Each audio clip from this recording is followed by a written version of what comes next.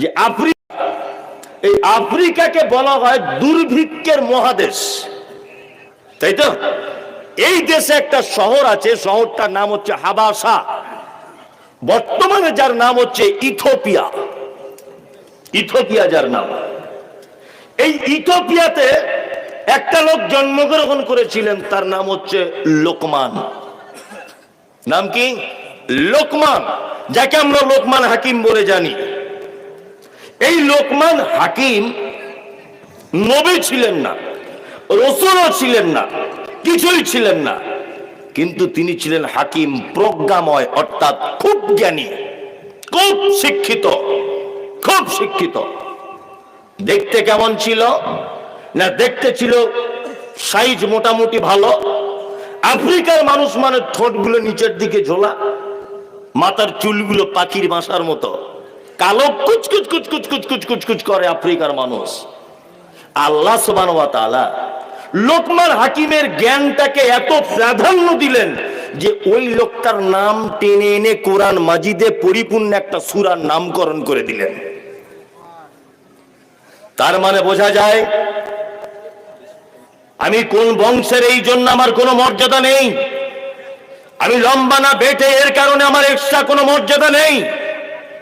আমি দেখতে খারাপ না ভালো, এই কারণে একটা মানুষের মর্যাদা নেই। লোকমান হাকিম ঠোঁটগুলো তার চওড়া, দেখতে কালো কুচকুচে, একেবারে খারাপ, মাথার চুল পাখির বাসার মতো, কিন্তু আল্লাহ সুবহানাহু ওয়া তাআলা তার জ্ঞানকে এত বেশি প্রাধান্য দিয়েছেন যে ওর নাম দিয়ে কোরআন মাজিদ একটা সূরা অবতীর্ণ করে দিয়েছেন। লোকমান হাকিম কোন কেমন জ্ঞানী ছিলেন?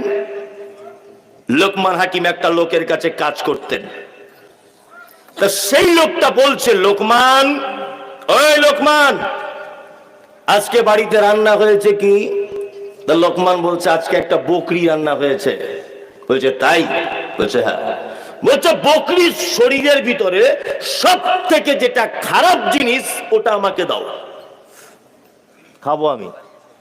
লোকমান হৃৎপিণ্ড আর জিভটাকে বার করে সেই মালিকের পাতে দিলেন, তিনি খাচ্ছেন আর বলছেন, লোকমান, তাহলে বকরির দেহের ভিতরে এই দুটো সব থেকে খারাপ জিনিস? বলছে হ্যাঁ।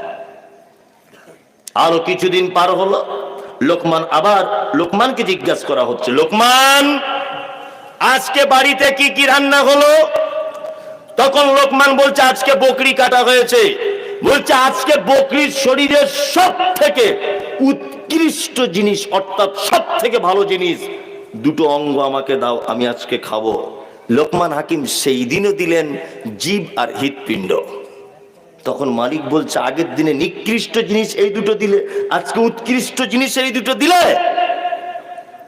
তখন লোকমান বলছেন যে কোন মানুষের দেহে যদি দুটি জিনিস সুস্থ থাকে তাহলে সে খুব দামি মানুষ এবং সুস্থ মানুষ, আর এই দুটো জিনিস যদি তার খারাপ থাকে তাহলে আল্লাহর তৈরি করা জাহান্নামে তার স্থান হবে। লোকমান হাকিম বলছেন সেই দুটো জিনিস হচ্ছে এই, এক হচ্ছে জিভ, একটা হচ্ছে হৃৎপিণ্ড। দেখুন সারা পৃথিবীতে যত বিপর্যয়, সারা পৃথিবীতে যত খুনোখুনি, মারামারি, হাঙ্গা দাঙ্গা, সব কিন্তু হয়েছে প্রথম জবান দিয়ে। জবান দিয়ে নয়? আমি রাস্তা দিয়ে যাচ্ছিলাম, আপনিও যাচ্ছেন, তা যেতে যেতে আমি আপনাকে বলছি, এই শালা তোর বাড়ি কোথায়? এই চাওয়ালা, চা দিতে হবে না। আমি যদি বলি, এই শালা তোর বাড়ি কোথায়, তাহলে বলুন তো ওই লোকটা আমাকে মারবে কি মারবে না? মারবে। তাহলে এই যে শালা শব্দটা বললাম, সর্বপ্রথম ব্যবহার হলো কি? জিহ্বা, তাই না? তাহলে এই জিহ্বা যদি কারোর ভালো থাকে তাহলে ভেবে নিতে হবে সে সমাজ শান্তিতে থাকবে। মানে একটা মানুষের সব থেকে খারাপ জিনিস দেহের ভিতরে কি? এইটা। ভালো জিনিস এইটা, তাই তো? চলুন, এই এত বড় জ্ঞানী লোকমান হাকিম, যার নামে কোরআন অবতীর্ণ হয়েছে, সূরার নামকরণ করা হয়েছে, যার নাম আল্লাহ কোরআন মাজিদে ঢুকিয়ে দিয়েছেন, নবীও নন, রাসূলও নন, সাধারণ একটা লোক, সে তার বেটাকে কিছু উপদেশ দিচ্ছে, শিক্ষা দিচ্ছে, তার বেটাকে শিক্ষা দিচ্ছে। তাহলে নিশ্চয়ই এই শিক্ষাটা খুব গুরুত্বপূর্ণ, এই জন্য আল্লাহ কোরআন মাজিদে নোট করেছে। গুরুত্বপূর্ণ কি গুরুত্বপূর্ণ নয়? তাহলে আপনি আমি ইনশাআল্লাহ বাড়িতে গিয়ে বেটাদেরকে এই উপদেশ দিব ইনশাআল্লাহ। কারা কারা দেবেন? যে আমার বেটাকে বাড়ি গিয়ে আজকে বলে দেবো, বলবেন তো সবাই ইনশাল্লাহ? ইনশাল্লাহ। লোকমান হাকিম তার বেটাকে বলছে, ওয়াইদ ক্বালা লুকমান লিইবনিহি ওয়া হুয়া ইয়াইযুহু ইয়া বুনাইয়া লা তুশরিক বিল্লাহ ইন্নাশ শিরকা লাযুলমুন আযীম। লোকমান হাকিম বেটাকে বলছেন উপদেশের ছলে, বেটা কখনোই যেন আল্লাহর সঙ্গে কাউকে শরীক করে দিও না। নিশ্চয়ই শিরক অর্থাৎ আল্লাহর সমকক্ষ কাউকে মনে করা, এটা হচ্ছে পৃথিবীর সব থেকে বড় পাপ। তাহলে আপনার বেটাকে আজকে বাড়ি গিয়ে কথা বলে দিবেন যে বেটা যা কিছু করবে করো, কখনোই যেন শিরক করে দিও না। শিরক পৃথিবীর একটা ভয়ঙ্কর পাপ। কি বলছি বুঝতে পারছেন? শিরক ভয়ঙ্কর পাপ। শিরকের বাংলা মানে কি? শিরকের বাংলা মানে হচ্ছে আল্লাহর যে ক্ষমতা আছে, এই ক্ষমতা পৃথিবীর অন্য কারো আছে, এটা মনে করা শিরক। রুজি কার দায়িত্বে? আল্লাহর। ছেলে মেয়ে হয় না, এ দায়িত্ব কার? আল্লাহর। হায়াত মাও, সুস্থতা অসুস্থতা, পাস ফেল, ভালো মন্দ, অভাব সচ্ছলতা, সবকিছুর মালিক কে? আল্লাহ। আল্লাহ আল্লাহ আল্লাহ ছাড়া যদি কাউকে আপনি মনে করেন, এর নাম শিরক।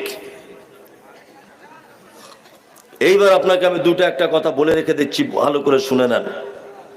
আপনারা যারা এখানে আছেন সব শিক্ষিত মানুষ, জ্ঞানী মানুষ, আমার থেকে অনেক বুদ্ধি আপনাদের বেশি।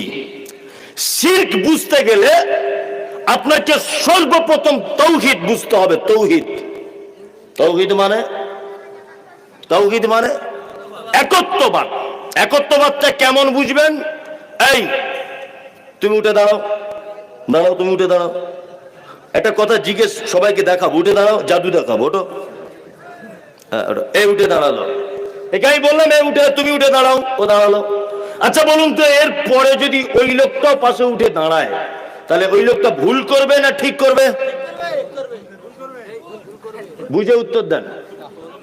আমি ওকে দাঁড়াতে বলেছি যে তুমি দাঁড়াও, ওকে বলেছি, নির্দিষ্ট নাম করে বলেছি যে তুমি দাঁড়াও, ও দাঁড়ালো।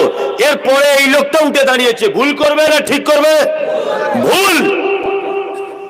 এর নামে একত্ববাদ। একত্ববাদ মানে ও একাই থাকবে, ডান দিকে বাম দিকে কোনো পক্ষ থাকবে না, এর নাম একত্ববাদ। লা ইলাহা, নেই কোনো মাবুদ, নেই কোনো আল্লাহ, নেই কেউ ইল্লাল্লাহ, কে? আল্লাহ। নেই কোনো সত্য ইলাহ, নেই কোনো সত্য আল্লাহ, নেই কোনো সত্য উপাস্য, শুধুমাত্র কে? আল্লাহ। তাহলে এখানে দ্বিতীয় কোনো অপশন থাকলো না? একটা দুটো অপশন আছে। কি আছে? ওই যে আমাদের নেড়া বাবা, তালা বাবা, সব বাবার আছে, ওদেরকেও একটু মর্যাদা দিতে হবে। দিতে হবে কি হবে না? একটু একটু দিতে হবে। কি আশ্চর্য ব্যাপার! হ্যাঁ, কি কি বলছে মানতের জন্য যায় কোথায়? হ্যাঁ যান, যদি মনে করেন সিদ্ধান্ত নেন যে আপনি জাহান্নামে যাবেন, তাহলে যান, কোনো সমস্যা নেই। তো মাজারে যান, আপনি যদি মনে করেন জাহান্নামে যাবো, তাহলে যান। একটা কথা বলে দিচ্ছি, শুনে রেখে দেন, এসব বাস্তব কথা আমি বলি, ওই জন্য আমার নাম হয়েছে চিটিংবাজ। আমার জন্মের ঠিক নেই, আর আমার নাম বাটপার। আমি নবীর ভালোবাসি না, আমি ইহুদিদের দালাল। এই উচিত কথাগুলো বলি বলে আর কি। কি আশ্চর্য ব্যাপার! শিরক মারাত্মক বড় পাপ। এক শ্রেণী মানুষ বলছে যে আল্লাহর কাছে ডাইরেক্ট পৌঁছানো যায় না, ওসিলা ধরতে হয়, মাধ্যম ধরতে হয়, তাছাড়া কি আর পৌঁছানো যায়? ওই যে মমতাজুল ইসলাম, শালা বিয়াদব, শালা হারামখোর, ওর জন্মের ঠিক নাই। ওই যেদিন হয় ওর মাপ বাড়ি ছিল না, নানান গালাগালি। কারণ আমাকে বলছে এই বিয়াদব মমতাজুল, জানো গাছে উঠতে গেলে ডাল ধরে উঠতে হয়। আমি বললাম, আমি মমতাজুল ইসলাম যে গাছের ডাল আছে ও গাছে উঠি না, নারকেল গাছে উঠি। নারকেল গাছে উঠবো তবু তোর গাছের ছায়া পর্যন্ত ডিঙাবো না।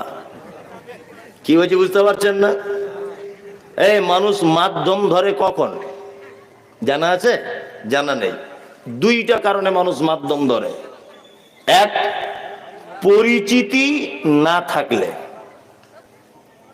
মাধ্যম ধরতে হয়। কিছু লোক দেখেছে না, বেটাকে নিয়ে ব্যাঙ্গালোরে অপারেশন করতে যাচ্ছে, জীবনে কোনোদিন ব্যাঙ্গালোরে যায়নি। আমি 10-12 বার গেছি। তখন আমাকে এসে বলছে, মমতাজুল ভাই আপনি তো বারবার যান, ব্যাপারগুলো সব বোঝেন, তা আমি তো কোনোদিন যাইনি, চলুন আপনার সাথে একটু যাই, আপনার খরচাপাতি সব আমার। তাহলে আমাকে মাধ্যম ধরলো ওই লোকটা কেন? ও অপরিচিত বলে, তাই না? আর দুই, যদি টালবাহানা করে, ওই নেতা মন্ত্রীরা দেখতে পাচ্ছে না কি করছে, চাকরি ছেলেটার হয়ে গেছে তবুও বলছে তোর পাছায় একটা কালো দাগ আছে না, কি বলতো এখানে ধরা পড়েছে, তো বলছে হ্যাঁ, বলছে এই কারণে হচ্ছে না। আচ্ছা বলুন, ও স্কুলে পড়াবে, মাস্টার হবে, ওর পাছার দাগের সঙ্গে বলুন তো চাকরি দিয়ে আটকাবার কোনো অপশন আছে? তার মানে ও বলতে চাইছে তোর পাছার দাগ নয়, তোর বাপকে গিয়ে 5 লাখ টাকা আন। কি বলছি বুঝতে পারছেন না? বলছে তোর সব ভালো, তোর হাতে লেখা ভালো, তুই উত্তরও দিয়েছিস সব, কিন্তু তোর পাছায় দাগের কারণে আটকে যাচ্ছে। পাছায় দাগ ও তুই স্কুলে পড়াবে, তাও পাছার দাগের সঙ্গে কি সম্পর্ক? হ্যাঁ বলুন, কোন সম্পর্ক আছে? এটা হচ্ছে যারা অভিনয় করে কিছু মাল করি খাওয়ার জন্যে। তখন কি করতে হয়, আমার ছেলের 5 লাখ টাকা চেয়েছে, আমি তো ইমাম সাহেব লোক, বিসমিল্লাহ আলহামদুলিল্লাহ, ওই আমি ইমাম সাহেব লোক, এখন আমি 5 লাখ কোথায় পাবো? তখন দেখছি যে আমাদের এলাকার প্রধানকে, না ফটিক ভাই প্রধান, ফটিক ভাইকে তখন গিয়ে বলছি, ভাই তোমার অনুরোধ করে বলছি ছেলে চাকরিটা আটকে যাচ্ছে, একটু তুমি সুপারিশ করে দাও। তো ও তখন গিয়ে বলছে, মমতাজুল ভাই আমাদের পরিচিত, আমাদের মসজিদের ইমাম সাহেব, ওরই ছেলে, তা পাছার দাগ টাগ দেখতে হবে না, চাকরিটা করে দাও। বোঝার চেষ্টা করুন। তাহলে আমি দুটো জিনিস আপনাকে দেখালাম, যে কাউকে সহযোগিতা নিতে হয় কখন, অপরিচিত হলে, আর একটা কখন না, আর একটা হচ্ছে যখন ড্রামা করবে, অভিনয় করবে, তখন লোক ধরতে হয়, তাই না? এই গ্রামটার নাম কি? খয়রামারি। খয়রামারি গ্রামে আপনার নাম আব্দুল্লাহ, আপনার নাম আব্দুল্লাহ। আচ্ছা, খয়রামারিতে একটা লোক, তার নাম আব্দুল্লাহ, লোকটার বয়স 35, ওর একটা ছেলে একটা মেয়ে, লোকটা ধানের ব্যবসা করে, আগে অনেক কিছু করতে, এখন করে না। আচ্ছা বলুন তো, এই টোটাল নথিপত্র এটা আল্লাহর কাছে আছে না নেই? বলুন, আছে না নেই? আছে। আপনি কি খান, আপনি কি পড়েন, আপনার কত ব্যালেন্স, আপনার মনের কথা সব আল্লাহ জানে কি জানে না? জানে। আপনার সঙ্গে আল্লাহর পরিচিত আছে না নেই? আছে। তা আপনার সঙ্গে যখন আল্লাহর পরিচিত আছেই আগে থেকে, তাহলে আপনি দালাল ধরতে যাবেন কেন? কথা বলুন, দালাল ধরতে যাবেন কেন? নাম্বার 2, আল্লাহ কি এরকম বলে, বান্দা আপনি পাপ করেছেন, রাতের অন্ধকারে দোয়া করছেন, আল্লাহ তুমি আমাকে ক্ষমা করে দাও, মামাতো বোনের সঙ্গে আমি ইন্টু পিন্টু কিছু করে ফেলেছি, তুমি ছাড়া কেউ জানে না, আল্লাহ তুমি আমায় মাফ করে দাও। আল্লাহ কি উপর থেকে বলে নাকি প্রথমে বাবার কাছে পারমিশন নিয়ে এসো তারপরে? এরকম কোনো ব্যাপার আছে? কত বড় বোকা মানুষ। আচ্ছা বলুন তো দেখি, বাড়িতে সব থেকে মারে বাচ্চাকে কে? বলুন, মা, তাই না? মা মারে। তা মা আমাকে মেরেছে, খুব কাঁদছি, আমি কাঁদতে কাঁদতে আমার দাদির কাছে গেলাম। দাদিকে কি বলছি, দেখ না দাদি, মা কি বদমাইশ, সেটা গেলেই মারছে, খুব বদমাইশ। দুপুর বেলার দিকে দুধ পান করব, খুব খিদে পেয়ে গেছে। আমার দাদিকে গিয়ে বলছি, দাদি তুই এক কাজ কর না, আমার মাকে একটু বলে দে না যাতে আমার দুধ দেয়। আচ্ছা বলুন তো, কোনো মা যদি অরিজিনাল মা হয়, আর তার দাদি গিয়ে যদি বলে, বৌমা আহা ছেলেটাকে একটু দুধ দাও গো, খুব ক্ষুদে পেয়েছে ছেলেটার, বলুন তো অরিজিনাল মা যদি হয়, কষ্ট পাবে কি পাবে না? পাবে। মা বেটাকে গলা জড়িয়ে ধরে বলবে, বেটা একটুখানি মারলাম বলে তুই তো দাদির মাধ্যমে আমার কাছে এলি, হ্যাঁ তোকে আমি কম ভালোবাসি পাগল? তা আল্লাহ 99টা মা তার থেকে বেশি, মায়ের সমপরিমাণ ভালোবাসার থেকেও একটা বান্দাকে বেশি ভালো বা আসে, মাঝে সাঝে একটু জ্বর হয়, মাঝে সাঝে একটু সর্দি কাশি হয়, মাঝে সাঝে একটু বিপদ আপদ হয়, তাই বলে তুমি মাজারে চলে যাবে? আল্লাহকে বাদ দিয়ে তুমি অন্য জায়গায় চলে যাবে? শিরক, মারাত্মক বড় পাপ। যখন ডাক্তারবাবু বাচ্চাকে ইঞ্জেকশন দেয় তখন বাচ্চা কি বলে, শালা ডাক্তার কত বদমাইশ, দেখ হ্যাঁ এলে ইঞ্জেকশন ঢুকিয়ে দিচ্ছে। বলবে কি বলবে না? বলবে। এখন মা যদি বলে, ডাক্তার সত্যি আপনি খুব বদমাইশ লোক, আপনি আমার বাচ্চাটাকে ইঞ্জেকশন দিলেন কেন? বলুন তো, মা ভালো না খারাপ? মা বাচ্চার ভালো চাইলো না খারাপ চাইলো? খারাপ চাইলো। অরিজিনাল মা হলে এক কথা বলবে, কি বলবে? প্রয়োজন ইঞ্জেকশন দেন, অসুস্থ হবে।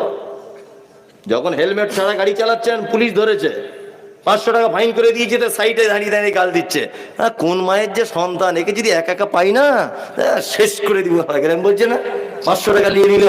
আচ্ছা বলুন তো, পুলিশ যে হেলমেট ছাড়া গাড়ি চালাচ্ছিলেন 500 টাকা নিয়েছে, আপনার ক্ষতি করেছে না উপকার করেছে? হ্যাঁ, উপকার করেছে। হয়তো ক্ষণিকের জন্য হয়তো ভাবছেন যে আমার 500 টাকা চলে গেল, কিন্তু অ্যাক্সিডেন্ট হলে আপনার অবস্থাটা কি হতো? মাথাটা একদম সিঙ্গারার মতো হয়ে যেত, তাই না? তাহলে আপনার উপকার করেছে পুলিশ। কখনো মাঝে সাঝে যখন দেখবেন বড় বিপদ হচ্ছে, তখন ভাববেন বড় প্রাইজ রয়েছে উপরে, যেমন পরীক্ষা তেমন প্রাইজ। কি বলছি বুঝতে পারছেন না? হ্যাঁ, এমবিবিএস ডাক্তার পরীক্ষা দিচ্ছে, পাস করলেই 800 টাকা ফি, রুগী দেখবে। কেউ মাধ্যমিকে দিচ্ছে, ওর থেকে কম পরীক্ষা, ওর থেকে হালকা, তাই না? মাধ্যমিকে যে ও পাস করে বসে আছে, ও টোটো চালাবে, টোটো চালাবে। তাহলে পরীক্ষা যার যত কঠিন হবে, তার ফলাফল তত কি ভালো হবে। এখানে জ্বর হচ্ছে, 3 বছর বিছানায় পড়ে আছেন, 4 বছর বিছানায় পড়ে আছে, এটা যদি আল্লাহর তরফ থেকে আপনার পরীক্ষা যদি হয়, তাহলে মাথায় রাখবেন যে এর ফলাফল, রেজাল্ট অনেক ভালো রয়েছে আপনার কাছে। পৃথিবীর কারো দরবারে দ্বারস্থ হয়ে কোনো লাভ নেই। পৃথিবীর সমান আপনার পাপ, কার কাছে ক্ষমা চাইবেন? আল্লাহর কাছে। আল্লাহ তুমি ক্ষমা করে দাও, তুমি ক্ষমা করতে ভালোবাসো। ইনশাআল্লাহ আমরা শিরক করব না, ইনশাআল্লাহ, ইনশাআল্লাহ। শিরক, এই যে লাল সুতো কালো সুতো,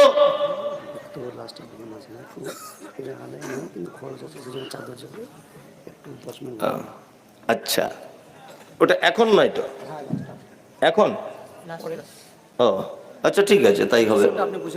হ্যাঁ হ্যাঁ হ্যাঁ, যে কথা বলছিলাম, শিরক এটা হচ্ছে সব থেকে বড় পাপ। লোকমান হাকিম তার বেটাকে বলছে, বেটা কখনোই যেন শিরক করো না। এবার আপনাকে একটা কথা বলছি, আল্লাহ ছাড়া পৃথিবীতে কেউ রুজি বাড়াতে পারে কমাতে পারে, কোন জিনিস রুজি বাড়াতে পারে কমাতে পারে, কোন জিনিস একদিন মৃত্যু এদিক ওদিক করে দিতে পারে, এই বিশ্বাস আজও আমাদের দেশের মাটিতে আছে না নেই? ওই জন্য দেখবেন দোকানদার দোকান খোলার সাথে সাথেই ওর পাল্লার তলাতে দেখতে পাবেন একটা তাবিজ বাঁধা আছে। ওই যে কি বলছে, বেচা কেনা বেশি হবে। নতুন দোকান করেছি, ইমাম সাহেব এসে গেছে, তো বলছে একটা তাবিজ করে দেন যাতে বেচা কেনা বেশি হয়। তো ইমাম সাহেব দেখছে একটা কাস্টমার পেয়েছি, সাংঘাতিক চিজ। তো বলছে, ভাই এ তো তাবিজ কড়াকড়ি ব্যাপার, 500 টাকা লাগবে। ও গান্ধী মার্কার নোট একটা বার করে দিল। ইমাম সাহেব বলছে, তাবিজ করে দিব না, ওই শফিকুল, আশরাফুল, খায়রুল, মিজান সবার দোকান বন্ধ হয়ে যাবে, সব কাস্টমার তোমার দোকানে এসে লাইন দিয়ে বসে থাকবে। এখন দোকানদার দেখছে তাহলে তো বিশাল ব্যাপার। এখন দোকানদারকে তাবিজ করে দিল, মোটামুটি বেচা কেনা চলছে, যেমন চলে তার থেকে হয়তো বেড়েছে বা কমেছে, কিছু একটা হয়েছে। তা আমি মনে মনে বলতে চাইছি যে ইমাম সাহেব, তুমি যদি ওর তাবিজ দিয়ে দোকানে বেচা কেনা বেড়ে যায়, তো তুমি একটু সভাপতি বা মসজিদের কেশিয়ারকে তাবিজ করে কিছু টাকা পয়সা বেতন বাড়িয়ে নাও না। আজকে কেন 4000 টাকায় 5 বছর ধরে ঘুরছো? হ্যাঁ, 4000 টাকা তুমি 5 বছরে ইমামতি করছো কেন? সভাপতিকে একটু তাবিজ দিয়ে করো, মাইনে বাড়িয়ে নাও। সব চিটার, যারা এই সমস্ত আছে সব চিটার। কাজী নজরুলের ভাষা কখনো মিথ্যা নয়। কাজী নজরুল বলেছেন, পীর ফকিরের কথা যদি সত্য হতো, তারা কেন ফুটপাতে ইট ভেঙে খেত? পীর ফকিরের কথা যদি সত্য হবে, সারা ভারতবর্ষ যত মাজার সব দেখবেন bus stand, lorry stand, main রোডের ধারে, যাতে ড্রাইভাররা টাকা ছুঁড়ে দিতে পারে। দেখবেন, খোঁজ নিয়ে দেখুন। এসব বক্তব্য আগে অনেক দিয়েছি, তারপর আপনাদের একা নতুন এসেছি বলে আবার পুনরায় আবৃত্তি করছি আপনাদের সামনে। শিরক করবেন না। আল্লাহ আমাদেরকে শিরক থেকে বাঁচার তৌফিক দান করুক, আমিন আমিন। লোকমান হাকিম তার বেটাকে বলছেন, ওয়াসাইনাল ইনসানা লিওয়ালিদাইহি হামালাতুহু উম্মুহু ওয়াহানান আলা ওয়াহানিন ওয়া ফিসালুহু ফি আমাইনি আনিশকুরনি ওয়া লিওয়ালিদাইকা ইলাইয়াল মাসির। দ্বিতীয় শিক্ষা দিচ্ছে লোকমান হাকিম তার বেটাকে, আমি মানুষকে তার পিতামাতার প্রতি সদাচরণের নির্দেশ দিয়েছি। তার জননী তাকে কষ্টের পর কষ্ট ধারণ করে তাকে গর্ভে ধারণ করেছিল, 2 বছর যাবৎ তাকে দুধ পান করিয়েছে। কখনোই পিতামাতার সঙ্গে সদ্ব্যবহার অসদ্ব্যবহার করিও না। লোকমান হাকিম তার বেটাকে দ্বিতীয় উপদেশ দিচ্ছে, বেটা কখনোই যেন বাপ মায়ের সঙ্গে অসদ্ব্যবহার করিও না। আপনাদের এই এলাকায় হচ্ছে বাপ মারা ঠিকঠাক সেবা যত্ন পাচ্ছে? পায়? আলহামদুলিল্লাহ আলহামদুলিল্লাহ পায়। তবে এ তো যে বলছে পায় এ তো ইয়াং ছেলে। কি বলছি বুঝতে পারছেন না? বুড়া মানুষদেরকে গোপনে জিজ্ঞেস করতে হবে, কেমন আছো চাচা, কেমন চলছে? আর বলো না, লজ্জায় কাউকে বলতে পারি না, ভালো ঘরের লোক আমরা। দেখবেন গোপনে জিজ্ঞেস করে সাংঘাতিক বিপদে আছে লোকটা। আরো বিপদে কে আছে জানেন? যার বয়স হয়ে গেছে, স্ত্রী মারা গেছে, এর থেকে বিপদে আর পৃথিবীতে দ্বিতীয় কেউ নেই। ওই যে কি জ্বালা যন্ত্রণায় আছে আল্লাহ ছাড়া কেউ জানে না। 4 বউ 4 রত্ন। কি বলছি বুঝতে পারছেন না? 4টে বৌমা 4টে রত্ন। পিতামাতার সঙ্গে সদ্ব্যবহার করবেন। আল্লাহু আকবার। পিতামাতার ব্যাপারে বলতে গিয়ে আমি এই কথাগুলো বললে আমার চোখ দিয়ে পানি চলে আসে।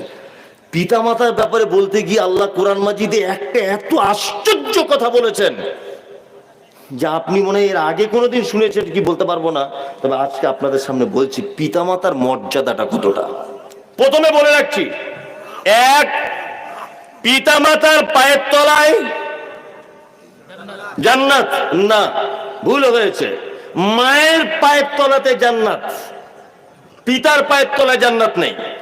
আমরা পিতা শব্দটা অতি ভালোবেসে ব্যবহার করি, কিন্তু হাদিসে যে শব্দটা এসেছে, এই তো শায়েখ বসে আছে, মায়ের পায়ের তলাতে জান্নাত, পিতা মাতার নয়, মা। এর বিকল্প কোনো শব্দ নেই। আছে? মানুষ যখন খুব তৃপ্তি পায়, একটা মাংস রান্না আপনাকে দেওয়া হয়েছে, খাচ্ছেন, তখন কি বলেন? আহ কি স্বাদ, বলেন না? তা মা শব্দের ভিতরে দেখুন একটু শব্দটা আছে না, মানে তৃপ্তিকর। এর বিকল্প কিছু নেই। আল্লাহু আকবার। আজকে আমাদের পিতামাতারা কি অবস্থায় আছে, কি অবস্থাতে ভাত খাচ্ছে, 4 বেটা বলছে পালি সিস্টেমে খাওয়ার সিস্টেম। আপনাদের দিকে আছে এরকম? ওই ছোট বেটার বাড়ি 4 দিন, বড় বেটার বাড়ি 4 দিন, মেজর বাড়ি 4 দিন, আর ওই ছোটর বাড়ি 4 দিন। মানে মনে হচ্ছে ওর বাপ ইমাম সাহেব আর ওর মা মুয়াজ্জিন মসজিদের। আর যদি একদিন এদিক ওদিক হয়ে যায়, বৌমারা বড় বড় চোখ বার করে বলে, ক্যালেন্ডার দেখে খেতে পারো না, আজ ক তারিখ হলো? আবার কেউ কেউ বলছে, এই তো দাদুকে বল আমাদের তরকারি কি খুব মজা। এই ঘটনা ঘটে কি ঘটে না? ঘটে। আপনাকে এবার একটা সমীক্ষা দিচ্ছি, ভালো করে শুনুন। আপনার 4 বেটা, 4 জনা দিল্লিতে কাজ করতে গেছে, দিল্লিতে কাজ করতে গেছে। ঈদের 1 সপ্তাহ আগে বাড়ি আসবে বেটাগুলো, ঈদের 1 সপ্তাহ আগে বেটাগুলো বাড়ি আসবে। স্ত্রীকে ফোন করে বলছে, হ্যালো নাসিমা? তো বলছে হ্যাঁ। বলছে তোমার জন্য কিছু নিয়ে যেতে হবে, আমি তো মঙ্গলবারে গাড়িতে উঠবো, এই ঈদের দিনে বাড়ি যাব ঈদ করতে। তা বলছে আমার জন্য একটা জামদানি শাড়ি, মেয়ের জন্য 2টো প্যারালাল, ছেলের জন্য 2টো জিন্স প্যান্ট, আর আমার বোনের জন্য 2টো চুড়িদারের পিস, মানে শাড়ির জন্য। লোকটা দিল্লির কোনো এক দোকানে কেনাকাটা করছো, স্ত্রী আবার ফোন করে বলছে, হ্যালো এই শোনো, কালারটা কিন্তু কাঁচা হলুদ কালার নেবে। ছেলের সাইজ জানো তো 32, মেয়ের ঝুলটা জানো তো এত। আর ভুলে যেও না আমার বোনের জন্য দুটো নিও কিন্তু। সব কেনাকাটা রেডি তোমার? তাড়াতাড়ি করো, ট্রেন মিস হয়ে যাবে তো। দিল্লি থেকে তখন ও বলছে তোমাদের সবার জন্য কেনাকাটা রেডি, শুধু আব্বার জন্য একটা লুঙ্গি নিচ্ছি আর মায়ের জন্য একটা শাড়ি। তখন ওর স্ত্রী খয়রামারি থেকে বলছে কেন? তোমার তিনটে আরো ভাই আছে, তারা দিতে পারে না, তোমার কি প্রতি বছর দিতে হবে? বাড়ি চলে আসো। তোমার বোনেরা চোখে দেখতে পায় না?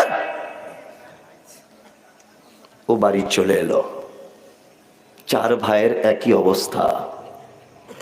ঈদের দিন সকাল হলো, মসজিদের মাইকে তাকবীর হচ্ছে, আল্লাহু আকবার, আল্লাহু আকবার, লা ইলাহা ইল্লাল্লাহ, আল্লাহু আকবার, আল্লাহু আকবার, ওয়ালিল্লাহিল হামদ।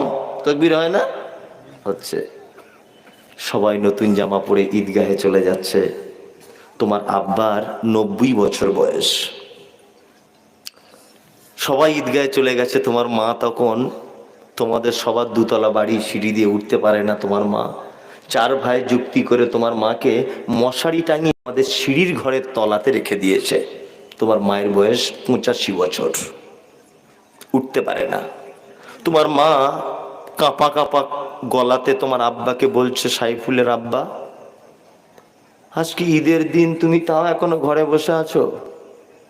90 বছরের তোমার আব্বা সেদিন বলছে তোমার মাকে যে আমি তো চোখে কম দেখি, কোন পাঞ্জাবিটা পরবো বুঝতে পারছি না। গত বছরকার তোমার বোনেদের দেওয়া একটা পাঞ্জাবি আলমারিতে ভরা ছিল। তোমার মা হিচড়ে কুচড়ে উঠে আস্তে আস্তে করে পাঞ্জাবিটা বার করে দিয়ে বলছে তুমি যাও। কোন রকম গোসল করে তোমার আব্বা মসজিদের ঈদগাহ পর্যন্ত পৌঁছালো।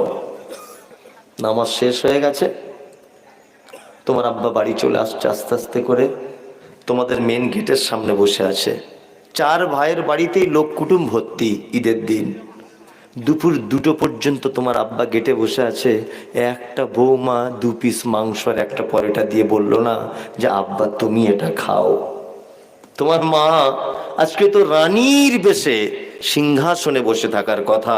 4 জন জওয়ানি বৌমা বাড়িতে রয়েছে, 4 বেটা রয়েছে। তোমার মা সেই পেচ্ছাপ করেছে কাঁথাতে, সে মশারির ভিতরে আজও পর্যন্ত শুয়ে আছে। ঈদের দিনে গোসলও করা হলো না। কেন? আচ্ছা তোমার মায়ের এই অবস্থা কেন? কেন? হ্যাঁ, তোমার মা হচ্ছে পৃথিবীর সব থেকে অপরাধিনী মহিলা। তোমার আব্বা হচ্ছে পৃথিবীর সব থেকে খারাপ লোক। তোমার মায়ের অপরাধ কি একটা একটা করে বলি?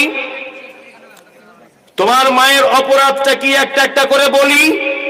তোমার মায়ের জীবনের প্রথম অপরাধ হলো এটা যে তোমার মা খয়রামারির এত পর্দাশীল মহিলা, খয়রামারির এত নম্র ভদ্র মহিলা, এত পর্দাশীল মহিলা, জীবনে কোনো পরপুরুষ তোমার মায়ের মুখ দেখেনি। তোমার মা পুরুষ মানুষ দেখলে ঘুমটা দিয়ে লজ্জা করে ঘরের ভিতর ঢুকে যেত। কিন্তু তোমার মা তোমার মতো বদমাইশ বেটাকে জন্ম দিতে গিয়ে পরপুরুষের সামনে, হসপিটালে ডাক্তার বাবুর সামনে শাড়ি ব্লাউজ খুলে উলঙ্গ হয়ে পড়েছিল। তোমার মা বলেছিল ডাক্তার বাবু আমার বাচ্চাকে একটু বাঁচান। তোমার মা লজ্জাস্থান দেখিয়েছিল পরপুরুষের সামনে তোমার মতো বদমাইশ ছেলেকে জন্ম দিতে জন্য। তোমার মায়ের দ্বিতীয় অপরাধ কি জানো? তোমার মায়ের দ্বিতীয় অপরাধ, তোমার মা জীবনে কোনোদিন ভয়ে ইনজেকশন নিতে পারতো না। সূচ দেখলে তোমার মা লাফালাফি করত। কিন্তু তোমার মা যখন তোমাকে জন্ম দেওয়ার জন্য হসপিটালে ঢুকেছে, ডাক্তার বাবু চেক আপ করে বলছে তোমার বাচ্চা সোজাসুজি থাকার কথা, বাচ্চাটা আড়াআড়ি লেগে গেছে, মনে হয় বাচ্চাটা বাঁচবে না। তোমার মা সেদিন ডাক্তারের পায়ে জড়িয়ে ধরে বলেছিল ডাক্তার বাবু যদি ধারালো কোনো ছুরি কাঁচি থাকে আপনি আমার পেট কেটে আমার বাচ্চাকে বার করুন, আমি তার মুখ দেখলে অন্তত পক্ষে আমি যদি পৃথিবী থেকে চলেও যাই আমার সব স্বাদ পূর্ণ হয়ে যাবে। এটা তোমার মায়ের দ্বিতীয় বড় অপরাধ যে তোমার মতো বেটাকে জন্ম দিতে গিয়ে এক বিদ্যা পেট ধারালো ছুরি দিয়ে ডাক্তার বাবুরা ক্যাচ ক্যাচ করে কেটে দিয়েছিল, সেই ব্যথার অনুভব করে 90 বছর বয়সে মশারির ভিতরে শুয়ে। এটা তোমার মায়ের দ্বিতীয় বড় অপরাধ। তোমার মায়ের 3 নম্বরের বড় অপরাধ না, তোমরা 4 ভাই। তোমার আব্বার অবস্থা খুব খারাপ ছিল, 500 গ্রাম মাংস বাজার থেকে কিনে আনতো। তোমার মা রান্না করত, 3 ভাই খেয়ে নিয়েছে, তোমার আব্বা খেয়ে নিয়েছে। তোমার মা নিজের ভাতটা না খেয়ে 2 পিস মাংস হাঁড়ির এক সাইডে রেখে দিয়ে তুমি বাড়ি এসেছো আর তোমার পাতে দিয়ে দিয়েছে। তুমি জিজ্ঞাসা করে বলেছো, মা তুমি খেয়েছো? তোমার মা বলছে, আরে বেটা বলিস না, গত 2 দিন আগে গোস্ত খেয়ে পেটে গন্ডগোল করছিল, ওই জন্য আর খাচ্ছি না। আদেও কিছুই নয়, তোমার শর্ট পড়ে যাবে বলে তোমার মা খায়নি, এর নাম তোমার মা। তোমার মা মানে হচ্ছে এই, তোমার মায়ের মাথার চুল কালো কুচকুচে হাঁটু পর্যন্ত দুলতো, পাড়ার মেয়েরা তোমার মায়ের মাথার চুল দেখতে আসতো। তোমার মায়ের অপরাধ হচ্ছে এই, তোমার মতো বেটাকে জন্ম দিতে গিয়ে হসপিটালের বেডে তোমার মায়ের কুচকুচে কালো চুলগুলো লাল রক্তে জমাট বেঁধে গিয়েছিল তোমার পৃথিবীতে আলো দেখানোর জন্যে। তোমার মা মানে, চিকিৎসা বিজ্ঞানীরা বলেছে, একজন মা তার বাচ্চাকে প্রতিদিন 8 বার দুধ পান করে, একবারে 250 গ্রাম করে দুধ পান করাতে হয়। কোরআনের ভাষা 2 বছর দুধ পান করাতে হয়। 50 টাকা যদি দুধের কেজি হয়, তাহলে তোমার মা তোমার দুধ পান করেছো তুমি তোমার মায়ের 90,000 টাকার, তোমার মায়ের 90,000 টাকার দুধ পান করেছো তুমি। এটা তোমার মায়ের জীবনের আরো একটা বড় ভুল। তোমার মায়ের জীবনের আরো কত ভুল বলবো। তোমার নানির বাড়ি যাবে তোমার মা, তোমাকে নিয়ে বাসে উঠেছে, তোমার বয়স তখন 1 বছর থেকে 1.5 বছর। বাসে তোমার মা সিটে বসেছে, তোমার মায়ের চেহারা, তোমার মায়ের বয়স তখন 25, 26, 27 বছর, অপরূপা চরমা সুন্দরী তোমার মা। দেখে কে? হাঁসের ডিমের মতো তোমার মায়ের হাত পা চোখ মুখ ফর্সা, ধপ ধপ ধপ ধপ করছে। বাসের সিটে বসেছে, তুমি সেদিন কেঁদে কেঁদে বলেছিলে, মা একটু দুধ দাও না।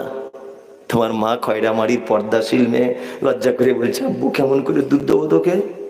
বাসের ভিতরে সব যুবক ছেলেরা আছে, পরপুরুষেরা আছে, কি করে এটা সম্ভব দুধ দেব? তুমি যখন বারবার মায়ের আঁচল ধরে টানা হেঁচড়া করছো, তোমার মা তখন আস্তে আস্তে করে বুকের ব্লাউজটা খুলে দুধের বোঁটাটা তোমার মুখে দিয়ে বাসের ভিতরে অজস্র পরপুরুষের সামনে একদিকে তোমাকে আগলি আছে, একদিকে পিঠের মাথার কাপড়গুলো সব ঠিক করছে। এটা হচ্ছে তোমার মা। তোমার মা যদি সেদিন একবার যদি বলে দিত যে বাসের ভিতরে এত লোক লজ্জা করছে, তোমাকে দুধ পান করাতে পারবো না, তোমার কচি কণ্ঠ নালীটা আটকে তুমি সেদিন মারা যেতে। লোকমান হাকিম বলছে, বেটা তোমার দ্বিতীয় উপদেশ হচ্ছে পিতামাতার সঙ্গে সদ্ব্যবহার করিও না। আল্লাহ বলছেন, ইয়াসালুনাকা মাযা ইউনফিকুন কুল মা আনফাকতুম মিন খাইরিন ফালিল ওয়ালিদাইন ওয়াল আকরাবিন ওয়াল ইয়াতামা ওয়াল মাসাকিন ওয়া ইবনিস সাবিল ওয়া মা তাফআলু মিন খাইরিন ফাইন্নাল্লাহা বিহি আলিম। নবীজিকে জিজ্ঞাসা করা হচ্ছে, নবী আপনি বলুন, সারা পৃথিবীতে আমরা যত টাকা পয়সা ক্ষয় করি বা যত খরচা করার জায়গা, উত্তম খরচা করার জায়গা কোনটা? নবীজি বলছেন, আল্লাহ বলে দিচ্ছেন নবীকে, আপনি প্রশ্নকারীদের উত্তরে দেন, কুল আপনি বলুন, মা আনফাকতুম মিন খাইরিন ফালিল ওয়ালিদাইন। পৃথিবীতে খরচা করার উত্তম জায়গা, সন্তান তার আব্বা মায়ের জন্য যে টাকা পয়সাটা খরচা করে, এটা হচ্ছে পৃথিবীর উত্তম খরচা। কিছু বুঝলেন? জলসা থেকে যাওয়ার সময়তে আপনার মায়ের জন্য একটা ওড়না কিনে নিয়ে বাড়ি যান, ওড়না কিনে নিয়ে বাড়ি যান। দাম কত? 200 টাকা। ওই 200 টাকা আপনি জলসাতে দান করুন, 200টা নেকি হবে। আর আপনার মায়ের জন্য যদি একটা ওড়না কিনে নিয়ে এখন যদি আপনি চলে যান, ধরে নেন এখন 2 কোটিও নেকি হতে পারে, 2 লক্ষ হতে পারে, 200 কোটিও হতে পারে। কে দিবে নাকি? আল্লাহ। কখনোই এদের সঙ্গে অসৎ ব্যবহার করবেন না। পৃথিবীতে যদি ভালো থাকতে চান, পিতামাতার সঙ্গে অসৎ ব্যবহার করিয়েন না। অনেক বুড়ো মানুষদের কাছে তো গল্প শুনতে পাই, একদমই খারাপ ব্যবহার করিয়েন না। যদি রুজি বাড়াতে চান, রুজি যদি মনে করেন আমি ধনী হব, এই আশা যদি আপনার থাকে, আপনার কাছে অনুরোধ যে আপনি বাজারের সব থেকে সেরা ফল, বাজারের সব থেকে সেরা কাপড় আপনি আপনার মায়ের জন্য এনে দেন, আপনার রুজি বাড়তেই থাকবে, বাড়তেই থাকবে, বাড়তেই থাকবে। আপনার স্ত্রীকেও ভালোবাসুন সাথে সাথে, তবে দুটো ভালোবাসা এক জায়গায় করে দেবেন না। ওর কথা শুনে মাকে কষ্ট দিতে যাবেন না, বিনিময়ে জাহান্নাম। আল্লাহ পিতামাতার ব্যাপারে বলতে গিয়ে এমন একটা শব্দ ব্যবহার করেছেন যা পৃথিবীর অন্য কোনো পাপ বা নেকির ব্যাপারে শব্দ ব্যবহার করা হয়নি। আল্লাহ বলেছেন উফিউ আলা তানহারহুমা ওয়া কুল লাহুমা কারীমা। তোমার মায়ের সঙ্গে এমন কথা তুমি যদি বলে দাও তোমার আব্বার সাথে, আর তারা যদি শব্দটুকু যদি বলে দেয়, তাহলে কিন্তু তোমার বড় বিপদ। আল্লাহ বলছেন কারিমা, নম্রতার সাথে, ভদ্রতার সাথে, শ্রদ্ধার সাথে তুমি তাদের সাথে কথা বলো। কখনোই যেন কটু কথা বলে তাদেরকে কষ্ট দিও না। ইনশাআল্লাহ আমরা মেনে চলবো, ইনশাআল্লাহ পিতামাতার সঙ্গে সদ্ব্যবহার করবো ইনশাআল্লাহ। চলুন লোকমান হাকিম তারপর আবার বলছেন ওয়া ইন জাহাদাকা আলা আন তুশরিকা বিমা লাইসা লাকা বিহি ইলমুন ফালা তুতি'হুমা ওয়া সাহিবহুমা ফিদ দুনিয়া মা'রুফা ওয়াত্তাবি' সাবিলা মান আনাবা ইলাইয়া সুম্মা ইলা মারজি'iকুম ফায়ুনাব্বিউকুম বিমা কুনতুম তা'মালুন। লোকমান হাকিম তৃতীয় নম্বর উপদেশ দিচ্ছেন, তারা যদি উভয় তোমাকে আল্লাহর সাথে কাউকে শিরিক করার ব্যাপারে যদি বাধ্য করে, তবুও তুমি তাদের কথা শুনবে না। দেখুন আপনাকে এবার একটা কথা বলি, মজার কথা। পিতামাতার কথা মেনে চলতে হবে, হ্যাঁ কি না? এতক্ষণ যা বললাম, হ্যাঁ। এখন আপনার বেটা হয়েছে, প্রথম বাড়িতে পোতা হয়েছে, দাদু দাদি খুব আনন্দ, তার রাতে খুব কাঁদছে, করে কাঁদছে রাতে খুব। তা আপনার মা বারবার বলছে যে ওই অমুক পাড়ায় একটা লোক গাছ দেয় না, ওই গাছ এনে যদি ওর কোমরে বেঁধে দেওয়া হয় তাহলে কাঁদবে না আর। শিরক, এটা কি শিরক। গাছ বেটে খাওয়ান এটা ঠিক আছে, কিন্তু বাঁধলে শিরক। এখন আপনাকে আপনার মা বারবার এই কথা বলছে, ওর কোমরে একটা গাছ বেঁধে দে, ভালো হয়ে যাবে।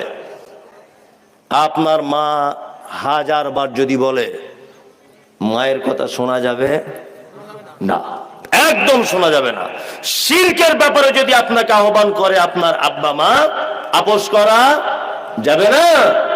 বাচ্চা ছেলে রোদ্দুরে, শীতকালে রোদ্দুরে দেওয়ার আগে দেখছি এইখানে একটা কালো এরকম হাঁড়ির তলার কালি দিয়ে টিপ পরিয়ে দিয়েছে। আপনাদের এলাকায় দেয় বাচ্চাদের? শিরক, শিরক। যদি বলছি এটা শিরক হবে কেন? আপনার মা এই ধারণা করে পোতার এইখানে টিপ দিয়ে দিয়েছে যাতে কারুর নজর না লেগে যায়। কি বলছি বুঝতে পারছেন না? যাই হোক, আমি আলোচনা এখান থেকে আমাকে বারবার একটা কথা বলা হচ্ছে, আলোচনা আরো হবে। মাঝখানে একটা কথা বলে রাখছি, সেটা হচ্ছে এই, হ্যাঁ, যে এই যে একটা বিশাল আয়োজন দেখেছে, এর একটা কম বেশি খরচা হয়েছে, হয়নি? হয়েছে। ওই জন্য ছেলেরা চাদর নিয়ে যাচ্ছে, আপনারা দয়া করে চাদরে কিছু কিছু দেওয়ার চেষ্টা করুন। চেষ্টা নয়, সকলেই দেন। চাদর নিয়ে যান, কারা যাবেন যান। আর মহিলাদের ভিতরে যারা আছেন, আপনাদের কাছেও অনুরোধ মায়েরা, যে আপনারাও অবশ্যই আল্লাহর রাস্তে এই ভালো কাজে কিছু সহযোগিতা করেন। যাই হোক, তারপরে আল্লাহ তাআলা বলছেন ইয়া বুনাইয়া ইন্নাকা ইন তাকু মিসকালা হাববাতিন মিন খারদালিন ফাতাকুন ফি সাখরাতিন আও ফিস সামাওয়াতি আও ফিল আরদি ইয়াতি বিহাল্লাহ ইন্নাল্লাহা লাতীফুন খাবীর। লোকমান হাকিম তার বেটাকে বলছে, বেটা, পাপ, গুনাহ বা পাপ, এটা যদি সরিষার দানা সমপরিমাণও যদি হয়, আর সেটা যদি পাহাড়ের কোন গর্তের ভিতরে যদি লুকিয়ে হয়, আমি জানি যে দানের কথা বললে একটা মানুষ আর বুঝবে না। কি বললাম বুঝলো? তার একটা মানুষ বসানো যাবে না, সব মানুষ পালাবে। জি, চাদরটা নিয়ে যান, স্টেজে আসতে হবে না, খুশি হলেও দেন। যদি মনে করেন যে দিতে হবে কিছু তাহলে দেন, আর যারা চলে যাবেন তো চলে যান, আলহামদুলিল্লাহ, কোনো সমস্যা নেই। লোকমান হাকিম তার বেটাকে আবার বলছেন, বেটা, পাপ ছোট হোক বা বড় হোক, তুমি তার থেকে নিজেকে আটকাও, আর সেই পাপ এটা মাথায় রেখে দিও, যদি পাহাড়ের কোন গুহার ভিতরেও সেই পাপকে যদি চুপিয়ে রাখা হয়, তবু আমার আল্লাহ কি করেন? কি খবর রাখেন। কোরআনে কিছু কিছু শব্দ আছে সত্যি খুব মানে মানে আশ্চর্য শব্দ, যেমন লতিফুল খবীর। লতিফ মানে একেবারে সূক্ষ্ম জিনিস, এরও খবর রাখেন কে? আল্লাহ। সারা পৃথিবীর সব থেকে বড় প্রাণী, তার নাম ধরে নেন হাতি। এত বড় প্রাণী, সে প্রত্যেক দিন কুইন্টাল কুইন্টাল কার খাবারের প্রয়োজন হয়, কিন্তু পিপিলিকা একটা সামান্য প্রাণী, আল্লাহ বলছে তারও যদি খাবার প্রয়োজন হয়, আমি আল্লাহ আসমান থেকে সেটা ব্যবস্থা করে দিই। তার ক্ষুধা লাগলে কতটা খাবারের প্রয়োজন, আমি আল্লাহ সেটা উপর থেকে ব্যবস্থা করে দিই। শুধু এই নয়, কাল বৈশাখের কুজ্ঝটিকার দিনে, ঝড় বৃষ্টির টাইমে একটা পিপিলিকা যদি এক প্রান্ত থেকে আর এক প্রান্ত যদি হেঁটে হেঁটে যায়, রুজি তলাশ করতে করতে, আল্লাহ বলছে তার পায়ের আওয়াজটা আমার কাছে আসে, আমি হলাম লতিফুল খবীর। খুব সূক্ষ্ম জিনিস আমি শুনতে পাই, বুঝতে পারি আমি। আশ্চর্য ব্যাপার, মালিয়ালমের যারা মালিয়ালম ভাষায় কথা বলে তারাও দোয়া করছে, আল্লাহ বুঝতে পারছে। বাঙালি সেও দোয়া করছে, আল্লাহ বুঝতে পারছে। তেলেগু সেও দোয়া করছে, আল্লাহ বুঝতে পারছে। জি, একজন বোবা সে হাত তুলে নিজের মনের কথা বলতে চাইছে, সেটাও কে বুঝতে পারে? আল্লাহ বুঝতে পারে। পাপ ছোট হোক বা বড় হোক, তার থেকে বাঁচার চেষ্টা করি ইনশাল্লাহ, বাঁচার চেষ্টা করি ইনশাল্লাহ। কয়েকটা পাপের কথা বলে দিচ্ছে এবারে, এই পাপগুলো থেকে বাঁচুন, অবশ্যই বাঁচার চেষ্টা করুন। এক, আমাদের নবী মুহাম্মদ সাল্লাল্লাহু আলাইহি ওয়াসাল্লাম তিনি বলছেন, মান কানা ইউমিনু বিল্লাহি ওয়াল ইয়াউমিল আখির, ওই লোক কিয়ামতকে বিশ্বাস করে না, ও আল্লাহকেও বিশ্বাস করে না, কে সে? ফালইকরিম যাইফাহু, যে তার মেহমানের সঙ্গে অসৎ ব্যবহার করে। আমাদের পাড়া গ্রামের অধিকাংশ মানুষের বাড়িতে রিপোর্ট নিলে পাওয়া যাবে যে ভাইয়ের সঙ্গে তার সম্পর্ক খারাপ, বোনেদের সঙ্গে কোনো সম্পর্ক নেই আজকে 12 বছর, কারণ ওরা জমি ভাগ করে নিয়ে চলে গেছে। তাই তোর বাপের জমিও পাবে না, হ্যাঁ, বাপের জমি পাবে না। আপনার স্ত্রী তো বোনেদের কথা বললে তেলে বেগুনে ওঠে, ওদের কথা একদম মুখে আনো না, সব সয় সম্পত্তি গুলো নিয়ে চলে গেল, তাহলে যাবে না? তার বাপের জমি সে ভাগ পেয়ে চলে যাবে না? আশ্চর্য ব্যাপার। বলুন, জমি জায়গা নিয়ে গেছে বলে বাপের বাড়ি তার বাপের ভিটেতে ঢুকতে পারে না, এরকম একসার ঘটনা আছে না নেই? আছে, অথচ কোনো ব্যাপারই নয়। আবার অনেক মানুষ খারাপ মনে করে, দেখ শ্বশুরের সম্পত্তি বিক্রি করে নিয়ে এসেছে। নিয়ে এসেছে মানে তার স্ত্রীতে এমনি পাবে, এটা আল্লাহর অর্ডার আছে, সে বিক্রি করতেই পারে। অধিকাংশ আমাদের ভিতরে আত্মীয়তার সম্পর্ক একদম ভালো নাই, একদম ভালো নাই। মানে আমরা খুব জ্ঞানী লোক, চালাক লোক। তো মেয়ের শ্বশুর যখন আসে, মেয়ের শ্বশুর বড় বড় মাছের মাথা, আর সে কলিজা ভুনার তরকারি, আর ফোলা ফোলা লুচি, আর ওই শৈলেনের দোকানের বড় বড় রসগোল্লা, কারণ না মেয়ের শ্বশুর এসেছে তাই সেখানে আমার মেয়ে আছে। আর বৌমার যখন বাপ এসেছে, ওর মুখে যেন মেঘ করেছে। কি বলছি বুঝতে পারছেন না কথাটা? বৌমার বাপ এসেছে, ওই লোকটারই দেখছি মুখে মেঘ হয়েছে, বৃষ্টি হওয়া সম্ভব না। কিছুই নাই। এরকম লোক খুঁজে পাওয়া যায় কি যায় না? যায়। এ কেমন আত্মীয়তা? নবীজি বলেছেন ইকরিম সাইফাহু, অবশ্যই সে যেন তার মেহমানের সম্মান করে।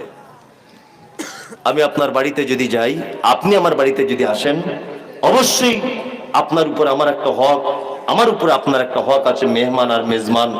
ওই জন্য আপনার কাছে বিনীত অনুরোধ, নবীজি বলেছেন মেহমানের সঙ্গে অসৎ ব্যবহার করা, আত্মীয়তার সম্পর্ক ছিন্ন করে দেওয়া, এটা পৃথিবীর বড় পাপের ভিতরে একটা পাপ।